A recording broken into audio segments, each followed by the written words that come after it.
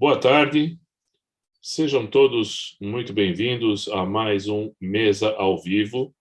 Hoje, 2 de junho de 2022, vamos começar mais um momento de reflexão, de conversa, de troca de experiências sobre a vida empresarial, a vida social, a governança e os impactos que cruzam todos esses ambientes.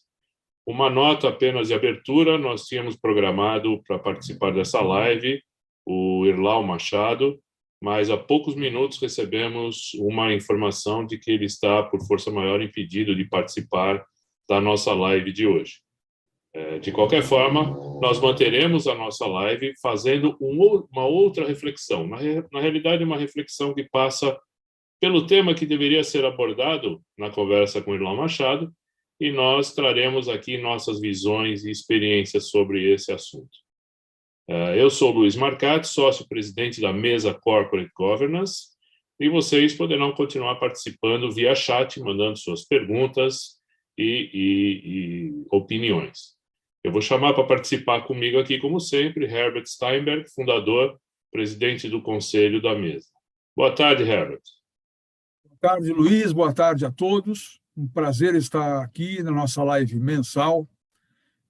Espero que não tenha sido nada grave. Nós não conseguimos ainda ter o retorno do Irlau com relação a exatamente o que aconteceu. Ele me passou a informação que era algo de força maior, mas eu espero que esteja tudo bem com ele e a família dele. Depois a gente vai atrás dele para saber exatamente o que aconteceu e saber se ele está bem. Eu e o Luiz, nós temos trabalhado o tema ESG, como todo mundo, dando atenção ao tema. A gente vinha preparando, pavimentando uma conversa que se transformou numa palestra que nós desenvolvemos justamente para os nossos clientes e nos espaços aonde nós falamos.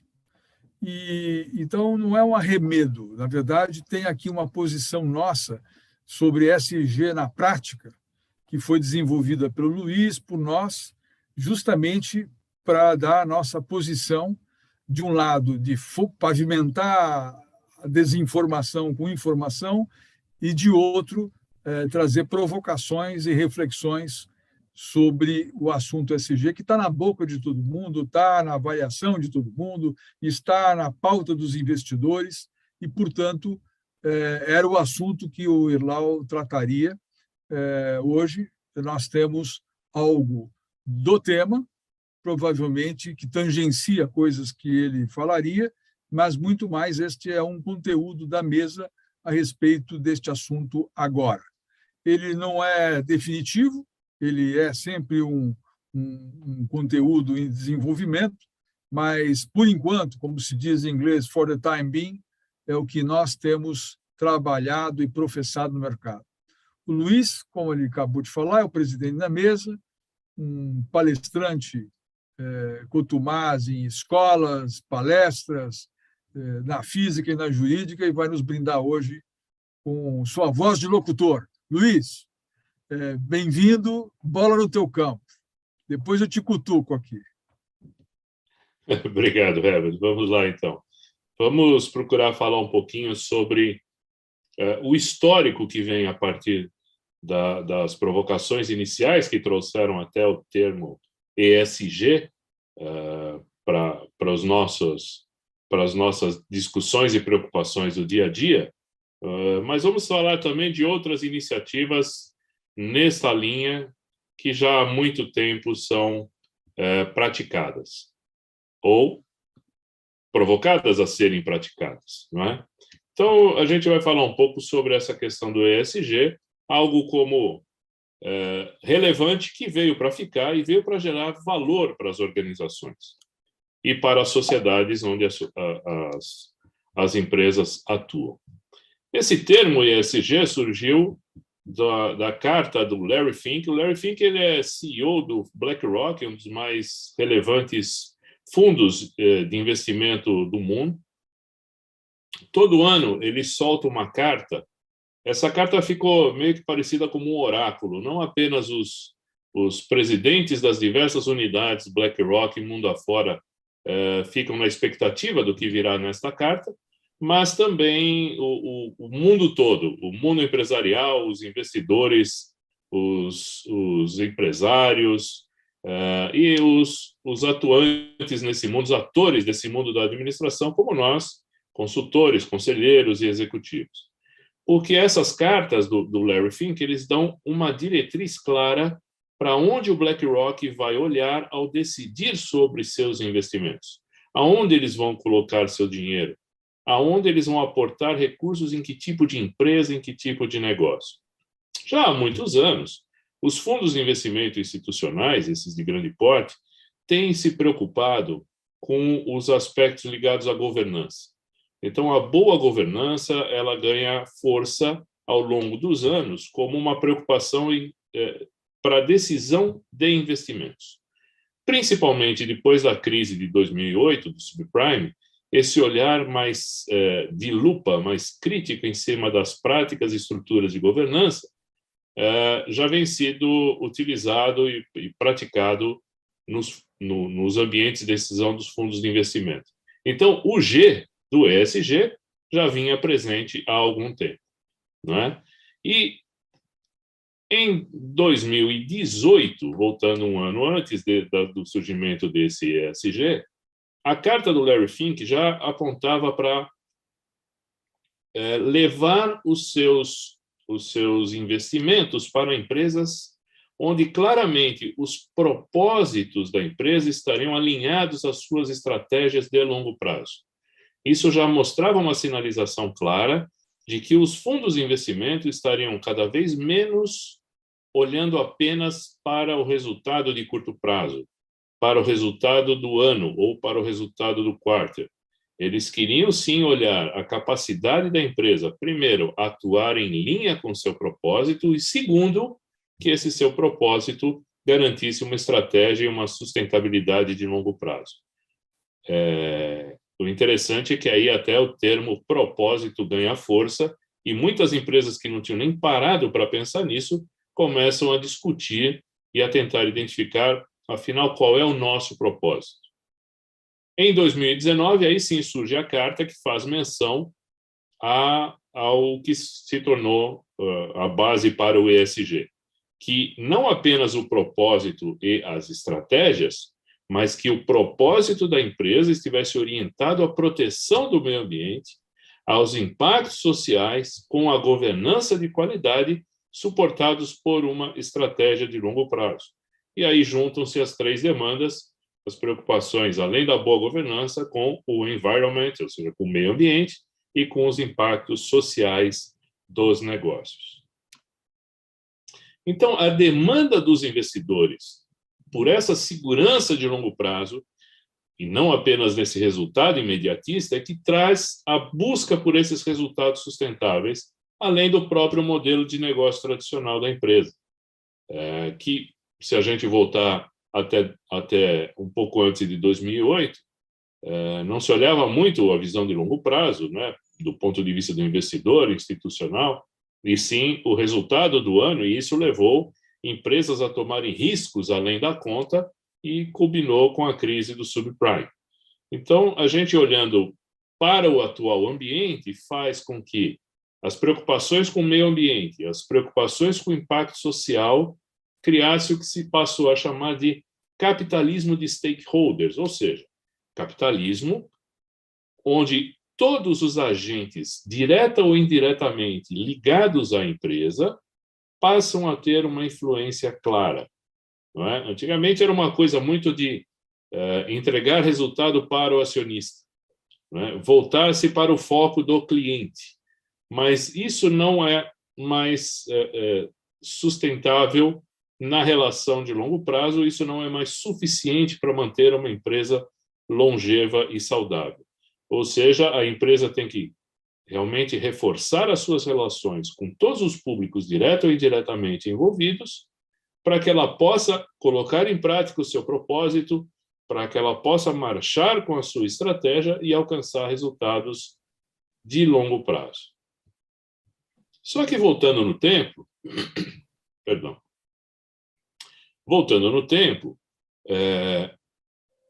isso não é uma novidade. Essas preocupações com o impacto social da empresa, por exemplo, datam lá da lei das SA. Na lei das SA, seção 4, que fala sobre o acionista controlador, existe uma referência clara sobre a importância, a responsabilidade do acionista controlador em conduzir os seus negócios cumprindo sua função social, com deveres e responsabilidades para os demais acionistas na empresa, os que nela trabalham e para a comunidade em que atua, ou seja, os stakeholders, não é? Então, isso já estava lá direcionado e previsto. Provavelmente, a gente não se lembrou de ler, ou se leu, esqueceu. Mas isso já estava presente nessa demanda. No Código Brasileiro das Boas Práticas Corporativas, o Código do IBGC, que data do início dos anos 2000, também, entre os pilares da governança, coloca a responsabilidade corporativa, e que claramente diz: os agentes de governança devem zelar pela viabilidade econômico-financeira, mas reduzindo externalidades negativas. Ou seja, leva em consideração que o seu modelo de negócio, os diversos capitais envolvidos nisso, não tragam resultados negativos ou que a gente consiga minimizar impactos negativos na maneira de atuar.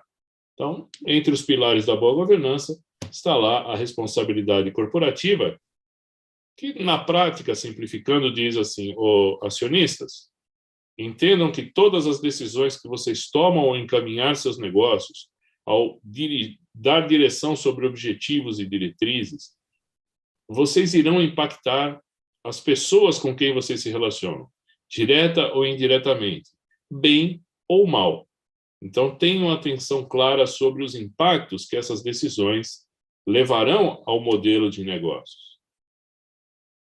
Ampliando bastante esse quadro, em 2015, a ONU, junto com seus 193 Estados-membros, define metas muito relevantes para a sociedade até 2030.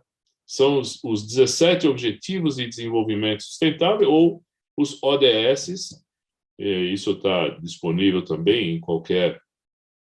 Tem no site da ONU, mas tem em vários ambientes de pesquisa pela internet, e vocês podem ver que, na prática, entre esses 17, nós iremos encontrar impactos positivos no ambiente social, impactos positivos no meio ambiente. Então, é como preservar o meio ambiente, como preservar as águas, como reduzir os impactos da pobreza extrema, como melhorar o nível da ética e das relações das instituições. Então, nós podemos também simplificar entre esses 17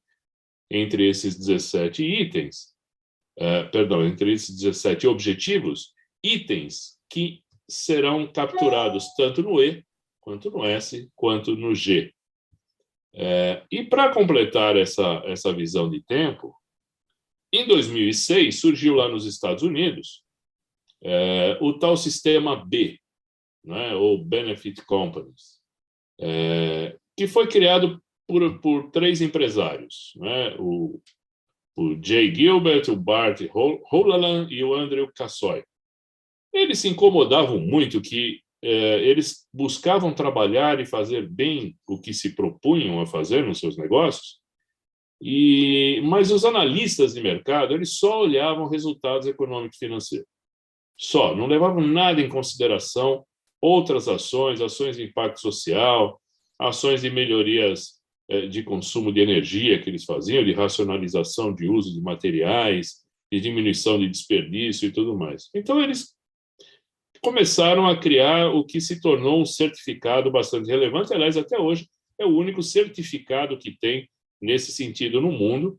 Constituíram um órgão independente para que ele faça essa certificação, que é o B-Lab, né, com sede nos Estados Unidos, e que ele abrange esses itens que estão neste desenho, tá?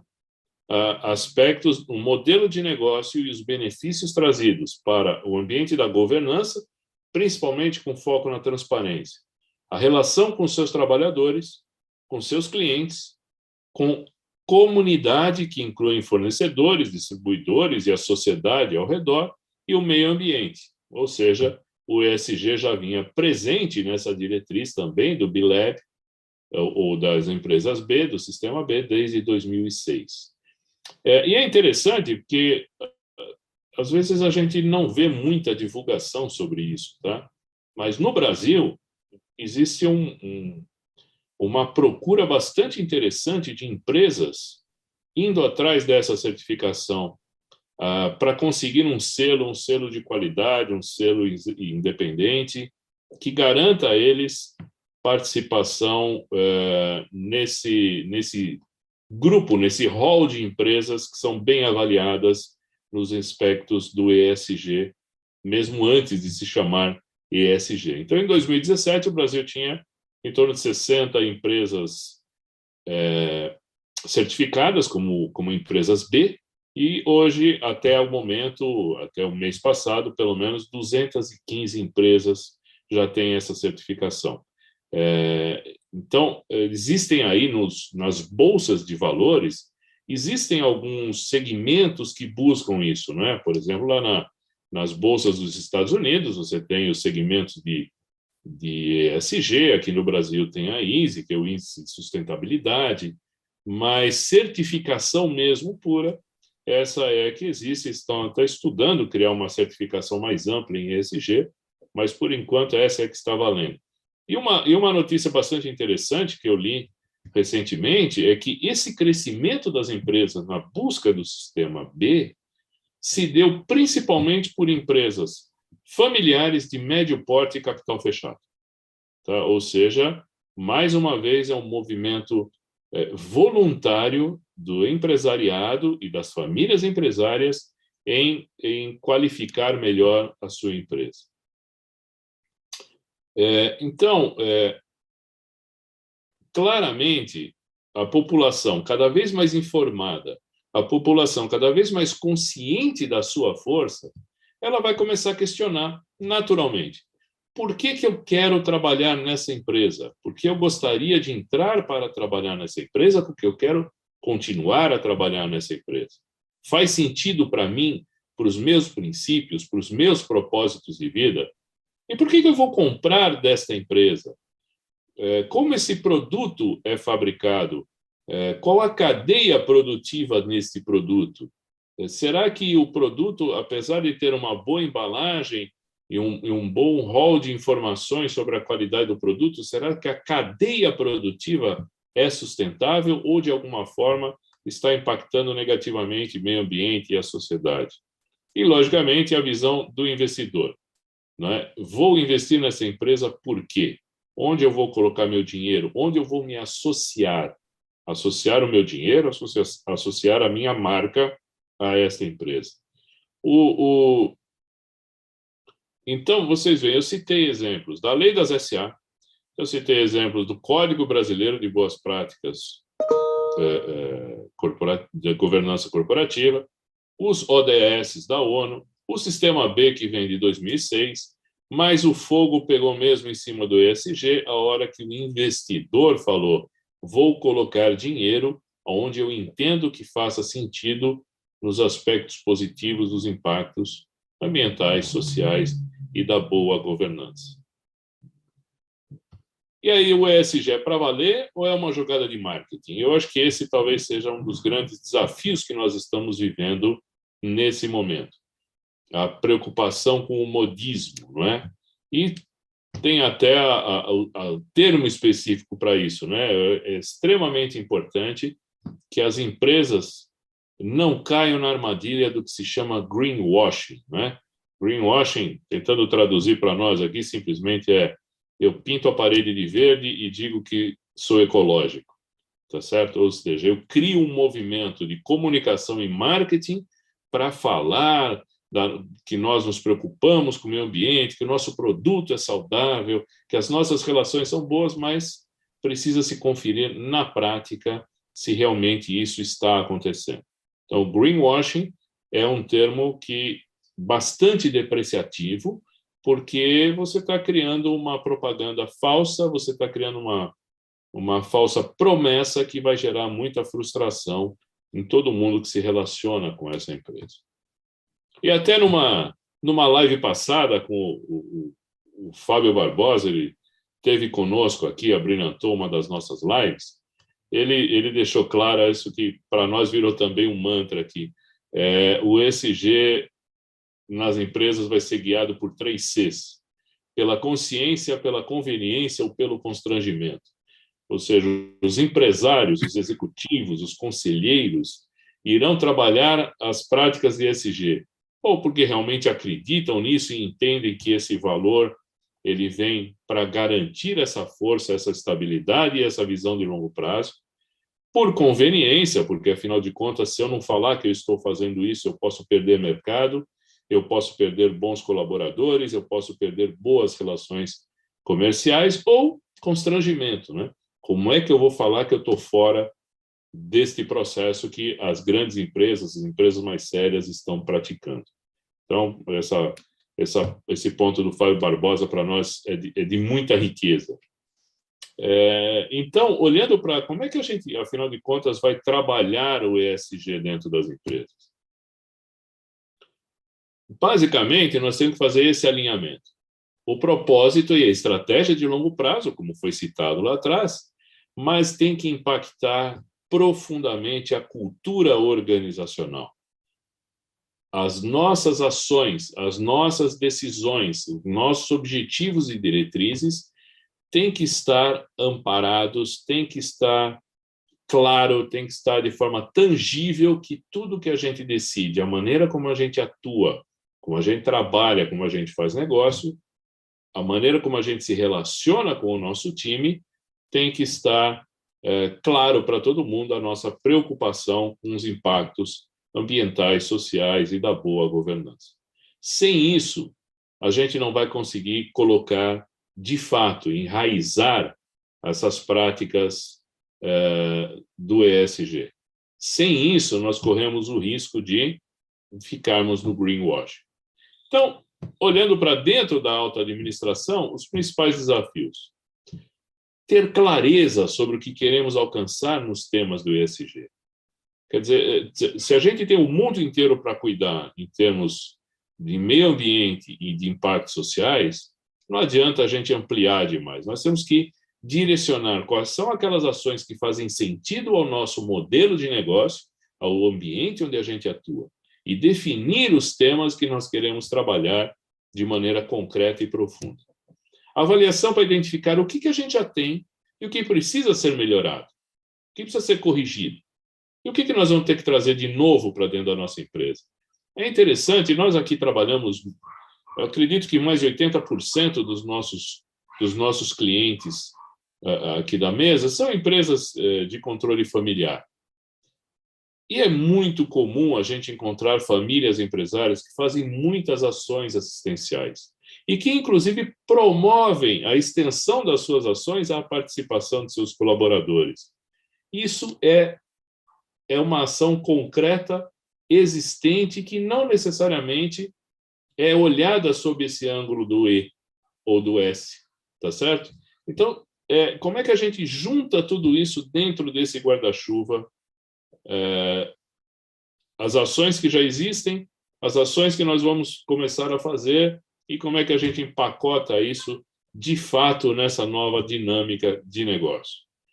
O tone of the top. Não tenham dúvida, o ESG ele só vai se instalar com profundidade, alterando a cultura organizacional, se essas decisões vierem de cima, se vierem dos acionistas, se vierem do conselho de administração ou da alta administração para as empresas que ainda não têm conselho instalado. Se isso não vier de cima para baixo, serão apenas ações isoladas e esparsas no meio da organização que não transformarão a empresa nesse sentido positivo de por exemplo, ser capaz de ter um selo de qualidade de ESG. Definição de grupos de trabalho e dos sinalizadores de evolução. Como nós vamos tratar isso no negócio e como nós vamos avaliar a evolução do que nós estamos fazendo. É muito importante que no conselho de administração ou na diretoria da empresa, a gente tenha clareza sobre o valor da diversidade. E a diversidade, atualmente fala-se muito da diversidade de gênero, da diversidade de raça, da diversidade até de orientação sexual, mas a gente pode começar até antes, a própria diversidade de competências, de experiências, como é que a gente compõe uma matriz de diversidade de competências e vivências que contribuam com o negócio. E, lógico, ampliando isso também para gênero, para raça, assim sucessivamente. Abrir as pautas para contemplar os temas. Não dá para a gente ficar no ambiente do conselho apenas discutindo o DRE, o orçamento, o plano de negócio. Nós temos que carregar dentro das pautas do conselho também os temas correlatos às ações e aos impactos que nós estamos alcançando nesse sentido. Uma comunicação completa, aberta, para identificar de verdade o que os stakeholders estão querendo de nós e como eles estão nos percebendo, como eles nos avaliam. E aí, logicamente, nós temos que olhar para o nosso set de indicadores, a maneira como a gente administra hoje a empresa vai ter que mudar, então nós vamos ter que reavaliar nossos KPIs, ou seja, nossos indicadores, nosso sistema de desempenho, risco, os riscos mudam muito diante dessa ótica, que talvez empresas não estavam nem levando em consideração isso. Nós também precisamos criar e redirecionar trabalhos de comitês de apoio que vão ser os grandes guardiões de que esse processo ganhou força de verdade dentro da organização. E aí, de fato, para alterar a cultura organizacional, nós vamos ter que aprender, desenvolver e conviver com novos paradigmas. No perfil da liderança, na maneira como nós treinamos e preparamos os times, nós vamos ter que redesenhar, inclusive, o modelo da meritocracia. Porque se nós não colocarmos esses índices de ESG atrelados aos incentivos de curto e longo prazo, a gente corre o risco de manter os negócios do jeito que eles são hoje, voltados para os desempenhos econômicos, financeiros, operacionais, comerciais. Então, nós temos que redesenhar, inclusive, esse modelo de meritocracia, constantes pesquisas internas e externas, comunicação também presente. E, para começar a implantar, não tem outro caminho, tem que ser de dentro para fora. Nós não vamos conseguir criar uma imagem sólida e verossímil aos olhos do mercado se a gente não trabalhar isso dentro de casa. Se eu não trabalhar uma relação mais transparente, mais justa, mais equilibrada, mais preocupada com os impactos que nós causamos nas nossas relações com os nossos colaboradores, para aí poder redesenhar também, a partir daí, a maneira como a gente lida com nossos fornecedores, prestadores de serviço, clientes e a comunidade como um todo. Então, é comunicação constante, esse é outra competência que tem que estar realmente bem instalada, e reportar a evolução e as conquistas efetivas. De um artigo publicado no NACD por essa executiva, que é da PwC americana, ela traz aspectos muito relevantes, porque nós vamos passar a ter o desafio de reportar indicadores de ESG, mas não são indicadores hoje, muitos deles nem são existentes, ou eles muitas vezes não são capturados no ERP, na nossa estrutura contábil. Isso não tem nada a ver com o IFRS, pelo menos não na base contábil do IFRS, e aí a preocupação sempre vem com a acuracidade e a veracidade dos indicadores que serão apresentados. Então, quem irá apresentar quem irá gerar, qual será a fonte dos dados, como garantir a sua exatidão, a consolidação. Nós vamos ter que rever a matriz de risco da companhia e até ter um dashboard específico, mas sempre linkando, conectando uma coisa com outra. Sem isso, a gente não vai conseguir mostrar que a estratégia, a longevidade e a sustentabilidade estão conectadas com as nossas preocupações em melhorar a nossa relação com as pessoas, dentro e fora da empresa, que a gente mantenha a boa governança e que a gente trabalha por um meio ambiente melhor. naturalmente, vamos ter que fazer revisão de políticas e práticas, compliance e auditorias interna e externa vão ser revisitadas nos seus planos de trabalho, relatórios específicos para contemplar o link, né, aquilo que eu estava citando há pouco, e entre as demandas do negócio e as demandas do ESG, e isso não podem ser duas coisas separadas, tem que estar absolutamente integradas, e, em muitos casos, até a criação de uma área de um responsável para ESG. Isso é o que nós temos visto acontecer mais recentemente, nos ambientes de governança, criar comitês ou incorporar o tema ESG em comitês de apoio e criar diretorias ou gerências voltadas para a sustentabilidade dos negócios. E aí, para finalizar, até uma frase que também foi citada pelo Fábio Barbosa, do pensador Ralph Waldo Emerson. Ele diz que as suas atitudes falam tão alto que eu não consigo ouvir o que você diz. Então, nós não podemos cair aqui na armadilha de apenas comunicar algo que, de fato, a gente não está fazendo. Muito obrigado. Era isso, Herbert. Luiz, bacana. Esses temas você colocou junto de uma forma bem sumária, um tema que hoje está na boca de todo mundo. Eu me preocupo, e você também, muito com o ESG jogando para a arquibancada, né? Jogando para a torcida, aquele ESG de PowerPoint. Quanto aquilo está impregnado na cultura, na organização, porque você não vai ver muita gente, seja qual seja o estilo de liderança, metendo pau no conceito. Mas na hora de implementar na prática, pode ficar só no PowerPoint e na modinha.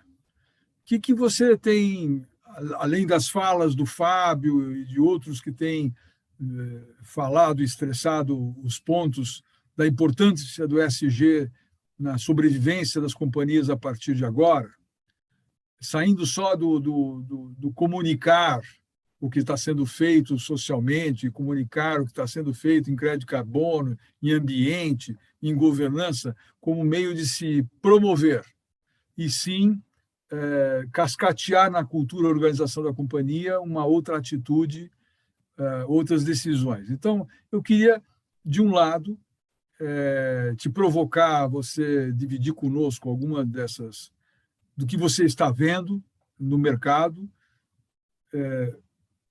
marketing puro vis-à-vis experiências práticas. E uma coisa que agora aproveito que interrompi para você respirar um pouco também, a necessidade de nós aqui na BESA estamos estudando se empresas que adotaram e introjetaram de fato ESG, elas geram valor, elas valem mais, são precificadas materialmente, além do múltiplo de EBITDA, de fluxo de caixa gerado. Se ter mais ESG ou ter ESG significa valer mais como empresa, né? Então, essas duas provocações faço para você.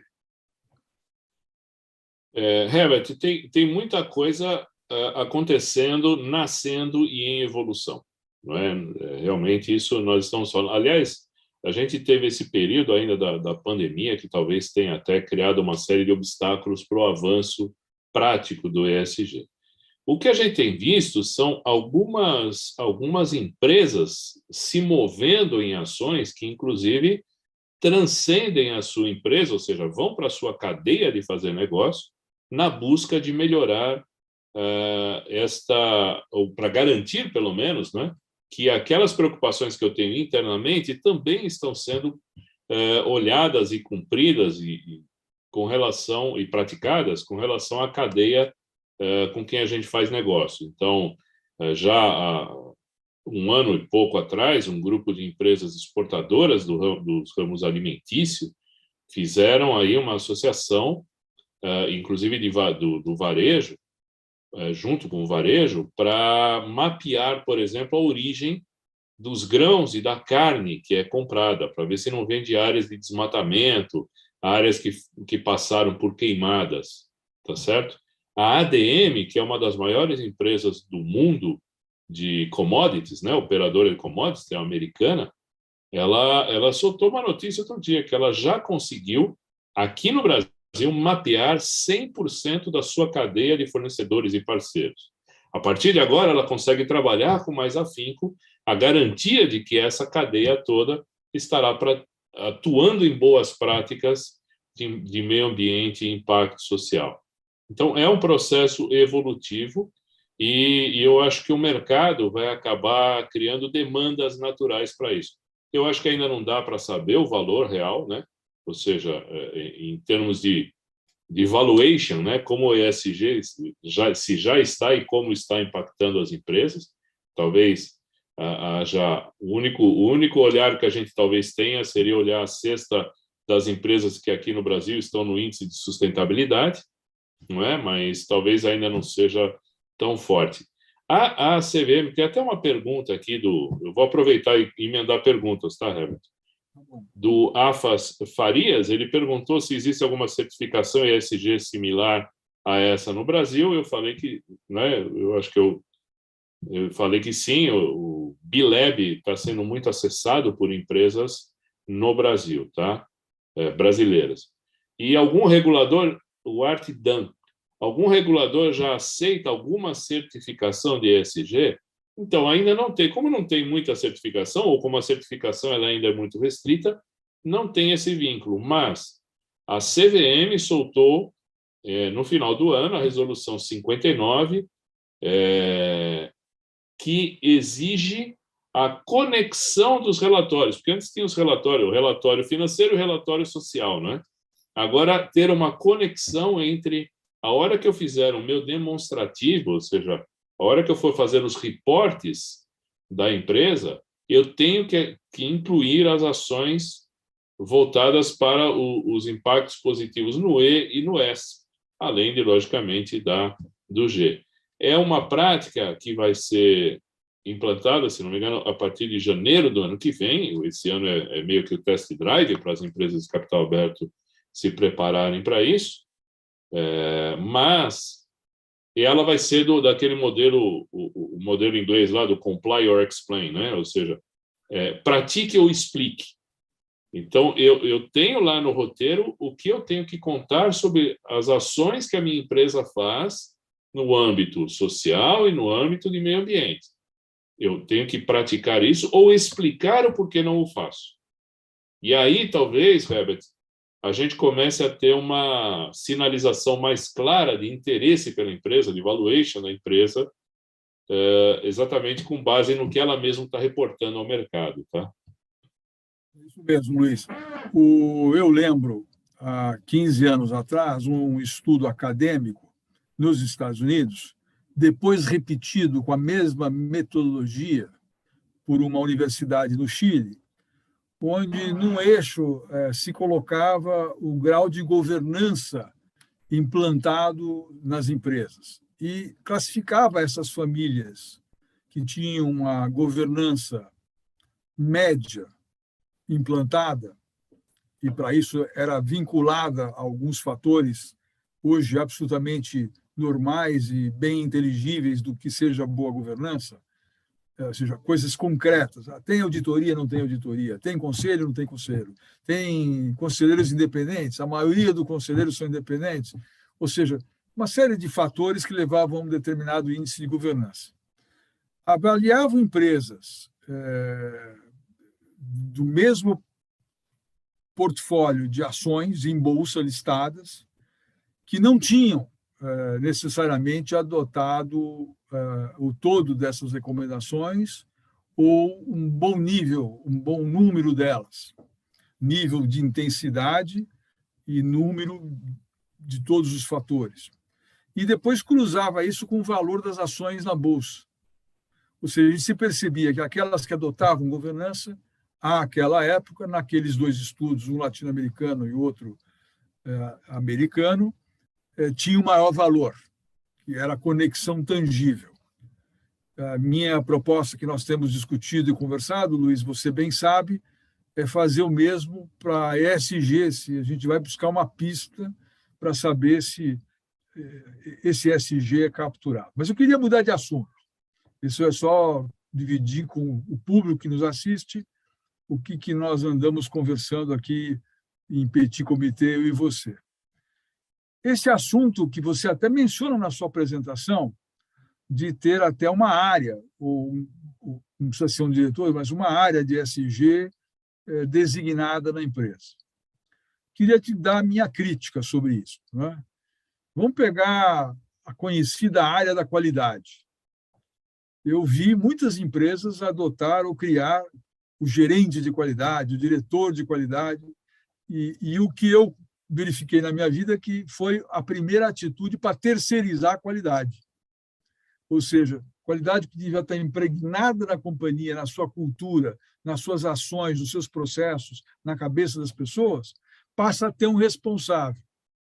Eu acho, sim, importante ter uma área de ESG que dê apoio, que olhe os índices, que monitore, mas que não seja o dono do ESG. O dono do ESG tem que ser a cultura organizacional. Então, uma crítica à nossa própria apresentação é como usar essa tal área ou esse tal diretor de ESG para evitar a terceirização.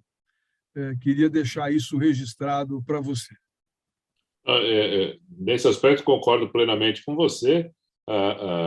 Só que eu acho que, mesmo empresas que criaram áreas de qualidade ou o executivo de qualidade, eu acho que aquelas que deram certo nesse aspecto, eu faço referência a elas no caso do ESG. Como a gente vai fazer para trazer o ESG para as organizações? Uma transformação cultural bastante relevante é meio que você ter o guardião do assunto. É meio que você ter o orientador, o apoiador, mas aquele que tem que garantir, olha, gente, nós precisamos de verdade incorporar isso, incorporar nos processos, nas práticas, nas relações, nos indicadores e até na própria meritocracia. Pode ser que daqui a algum tempo a gente tenha apenas a pauta dos temas para garantir que eles estão acontecendo. Agora, se a gente criar realmente uma área ou nomear um executivo ESG para falar ESG é com ele, nós vamos repetir o modelo da década de 80 de que negócio de gente é com RH, né? Tá certo? Então, eu acho que a gente tem que ter bastante atenção nisso. O Carlos Castro aqui nos lembra, Carlos, obrigado, que no Brasil, assim como lá nos Estados Unidos já tem a possibilidade de você captar dinheiro via green bonds, né, já apresentando as práticas de governança, aqui no Brasil também já está se abrindo o mercado de emissão de debêntures vinculado ao alinhamento de metas ESG, tá? Então, além de tudo, vira uma fonte bastante importante até de fornecimento de dinheiro, né? E o que você falou do comparativo das boas práticas de governança na linha do tempo, né, Herbert? Aqui no Brasil existe um site que é ligado à Bolsa, que se eu não me engano, é acionista.com.br. Ele tem um gráfico comparativo da evolução do valuation das empresas, dos índices da Bolsa de Valores, desde o surgimento do novo mercado, ou seja, desde junho de 2004, né? Junho de 2004, é isso. E ele mostra claramente a evolução do valuation médio do índice Bovespa e do novo mercado. Você vê um descolamento histórico. Se eu pegar só a cesta de empresas do ESG, do novo mercado, elas consistentemente têm maior valuation, ou seja, maior valorização, não valuation, desculpa, maior valorização na linha do tempo do que o índice Bovespa clássico, tá? A Sandra Capel mandou uma pergunta para a gente aqui, perdão, não é uma pergunta, é uma afirmação. Ela está falando que, com a falta de emprego, acho que não será a principal preocupação da pessoa saber se existe impacto no meio ambiente. Sandra, é verdade, quando a gente lida com necessidades básicas, não é? E o caso da fome, sem dúvida, ele está muito presente na nossa sociedade, a pessoa vai se agarrar no que é necessário. Mas, quando eu citei isso lá na apresentação, eu falei, quanto melhor o nível de informação e consciência mais as pessoas estarão voltadas a isso. Claro que para eu ter consciência, eu preciso minimamente ter uma condição de sobrevivência resolvida ou encaminhada, tá? E agora chega uma outra do Jorge Moretson, que fala que está surgindo a função CSO para orientação e implementação do ESG. Jorge, de verdade tem nascido, como a gente falou, tem diretorias, tem vice-presidências. Aliás, o Irlau Machado, que infelizmente não pôde estar conosco aqui hoje, ele iria exatamente contar sobre isso, que eles têm uma diretoria relevante que se reporta ao CEO lá da Notre Dame Intermédica de sustentabilidade, que foi criada em 2019. Lembrando que o controlador é um fundo de investimento norte-americano, né? Então, ou seja, a demanda pela criação de alguém que realmente cuide desse assunto, cuide da implantação, cuide que esse assunto permeará a organização como um todo, se tornam presentes de fato, tá? Outro ponto interessante é que eu me lembro de uma pesquisa que eu li, se eu não me engano foi da McKinsey, americana, sobre os ETFs, né, o Exchange Trade Funds. Ela mapeou, sob a ótica do ESG, como esses fundos que aplicam dinheiro em índices mundo afora estão se posicionando nos ETFs. Ela chegou, se eu não me engano, a mais de 600 ETFs, 500 e poucos dos quais voltados para índices de sustentabilidade dentro do ESG. Mas o incrível do que eu me lembro do resultado dessa pesquisa é que existe um volume muito grande de preocupação geral com o meio ambiente, um bom número voltado para a preocupação com os oceanos, com a qualidade do ar, da água doce, mas nenhum desses ETFs é voltado para nenhum índice de recuperação ou proteção social. Ou seja, a preocupação está toda centrada, de fato, no meio ambiente e ainda nós não temos, infelizmente, esses fundos voltados para impactos positivos sociais. Eu não sei se, Herbert, você acha, mas talvez isso seja porque, como a maioria deles vem do primeiro mundo, né? Talvez o que eles enxergam no quintal de casa ainda não seja tão drástico para isso, né? Nós temos desafios imensos. Todo mundo lê jornal, está informado do que acontece no mundo. Mas sobreviver não é suficiente. E para sobreviver, você precisa criar as condições de perpetuação das empresas e da espécie. A questão não é só abraçar a árvore, como se fala, não é? O ambiente por abraçar a árvore, mas a sustentação do planeta e das empresas ajudando a isso, ela só se dá se ela mantiver o equilíbrio. O equilíbrio do S não é fazer filantropia, mas é criar condições de as pessoas estarem empregadas. Do minoritário ou do acionista ter o seu risco conhecido e você poder ter transparência, não para fazer bonito, mas para dar segurança a quem investe que você é de verdade. Então, o G é garantir que você seja de verdade. O S, que aquilo desenvolve a demanda. Uma demanda assodada por inflação no mundo inteiro, nós não estamos falando do Brasil, o mundo inteiro está com inflação, o mundo inteiro vai estar com dificuldade, e, portanto, os empregos são parte desta equação que tem que ser equilibrada. E o ambiental não é o ambiental, é o oxigênio, é o crédito de carbono, é o risco de guerra, é a criação de blocos geopolíticos, China, Rússia, contra o Ocidente, Estados Unidos e a sua praia, vamos dizer assim, a América Latina toda está aí incluída. Então, tem uma equação de Europa com Estados Unidos e China, Rússia. Brasil e Índia têm uma sólida oportunidade por serem celeiros e estarem no meio do caminho, seja de commodities, seja de consumo.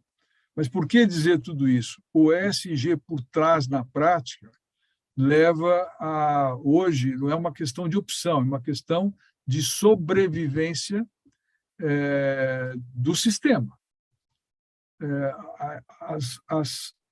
O mundo passa por ciclos de globalização e de não globalização.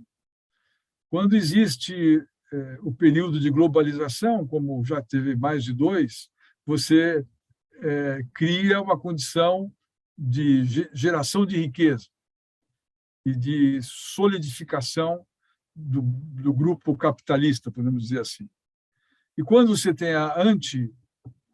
o anti-globalização, que é o que acontece agora, nesse momento, de todo mundo procurando resolver o seu bloco, né? A China vendo se ela abastece a Rússia ou abastece a Europa. Ela dando respiro para a Rússia nas coisas que ela precisa. Mas, ao mesmo tempo, gera uma guerra econômica pela sua dominância, do número de habitantes que tem e da riqueza que ela hoje detém, do bloco ocidental. Mostrou-se o erro tático estratégico primário da Europa ser dependente hoje de gás, petróleo e mais outras coisas de determinados países. Aconteceu conosco nos fertilizantes. Então, neste movimento que a gente vai viver agora, nos próximos 2, 3, 4 anos, de antiglobalização, o jogo vai se dar na área de comércio. E esse comércio mais macro está à luz desses movimentos, desses interesses, desses blocos. E no campo mais micro, estamos falando também no curto prazo, de 0 a 3 anos, uma grande pressão de inflação e não basta vender, não basta comprar, é saber vender o quê, para quem, e comprar o quê, de como é feito. As pessoas, especialmente os jovens, estão muito preocupados com estas questões.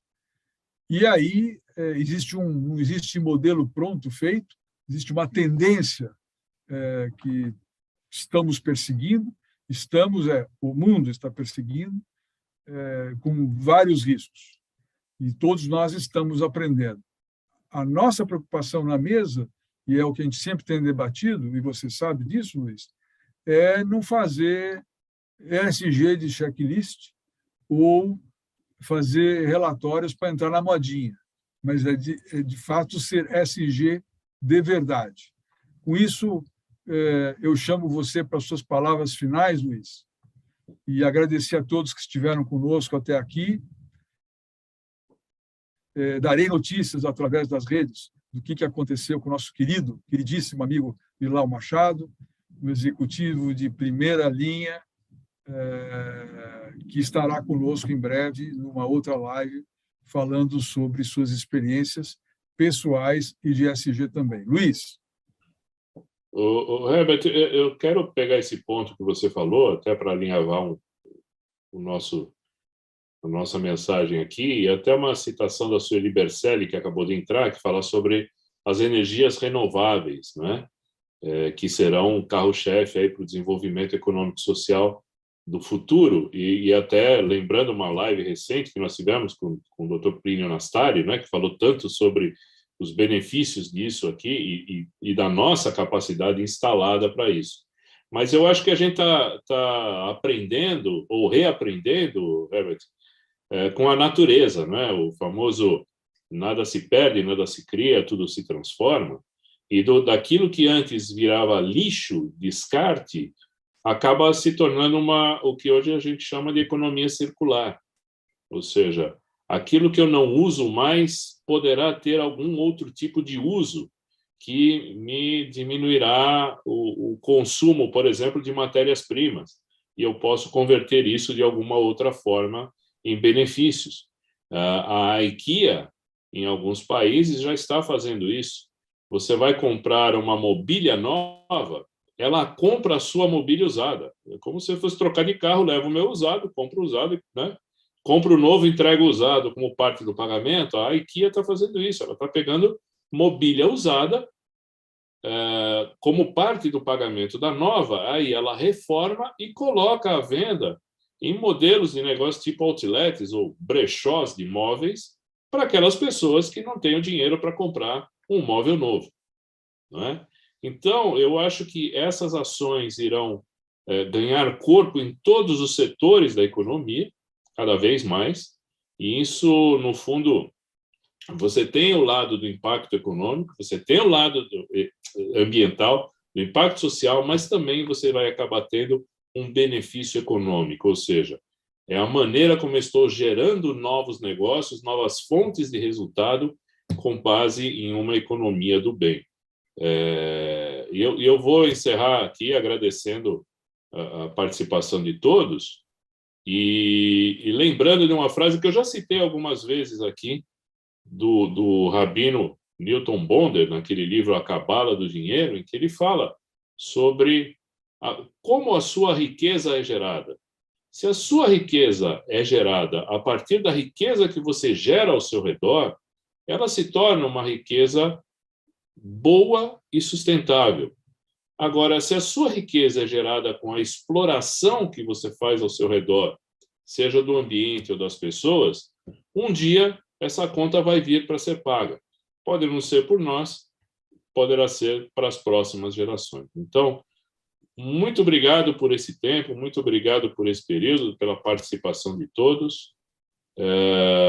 Obrigado, Herbert. Obrigado a você e até a próxima.